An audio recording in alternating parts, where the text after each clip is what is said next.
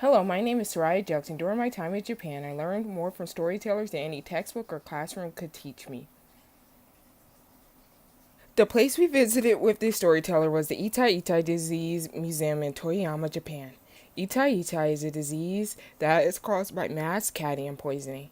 Cadmium poison softens the bones and can result in kidney failure.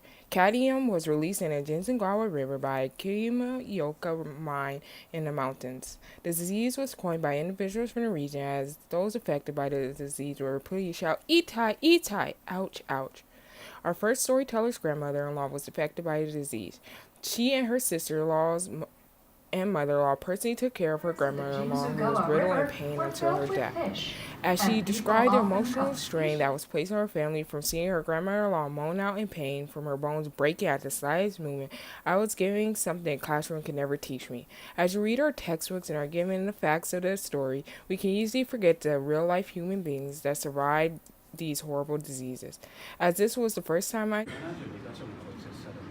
She had over 72, she had 72 broken bones, 72. And you had ever broken bones before? Broken fractures? It was pain, right? Think about it. She had 72. Our next visit was the Hiroshima Peace Memorial Museum. On August 6, 1945, a single atomic bomb indiscriminately killed tens of thousands of people and decimated an entire city. A lost way of life, only leaving behind the artifacts, paintings, and survivor tales. From our second story, we listened to a second-generation A-bomb survivor whose mother lost her sister in the bombing.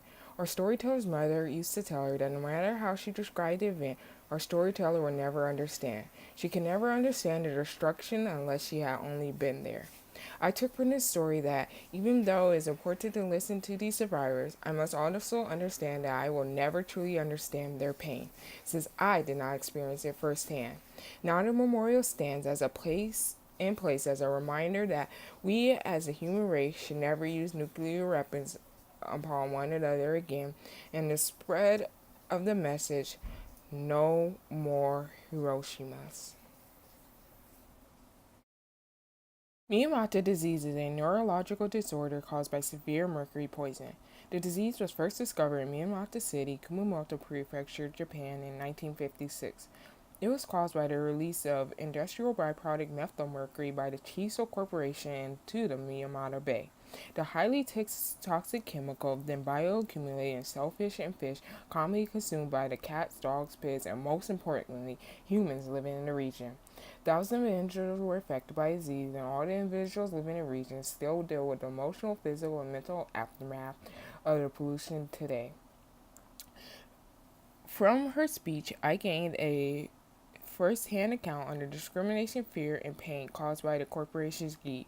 If only the Chiso factory would have taken responsibility earlier, a family would be whole. Though over 10,000 victims affected would have their health, and we would not have to take these individuals' pain as a lesson. Lastly was the OKAWA Elementary School, which was struck by a powerful tsunami that followed the 2011 earthquake. This was the fourth most powerful earthquake in the history of seismology. It is located in Okawa Elementary is located in a remote region of Japan that is 2 miles inland of the point where the river flows into the Pacific Ocean. This is how Toshiro Sato, a teacher from the region who also lost his daughter, began his story. As warning sirens sounded, teachers began to gather their students in the playground and they waited for more instruction on where to evacuate. They noticed that the education plan was based on a national template and was never revised for the specific area, including and only contained vague wording. Mr. Sato led us up to the most obvious safe point for them to escape, which was a forested hill with 200 meters high as its highest point. Teachers would take their children there earlier in the year to search for mushrooms and would have only taken 5 minutes to get there. Yet, they decided to evacuate to the bridge right into the path of the tsunami. 74 students and 10 children died from being hit by the tsunami's powerful waves, which carried cars, debris, trees, and ships. He ended his speech with a powerful statement of "Mountains do not say lies, action does," which gave me the reminder that in public health we cannot forget about our actions. We must have specific plans in place to support quick, safe actions.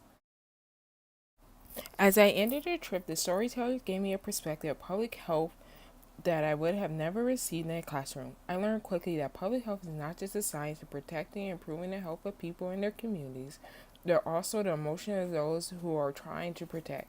We must learn from our mistakes to create a better future.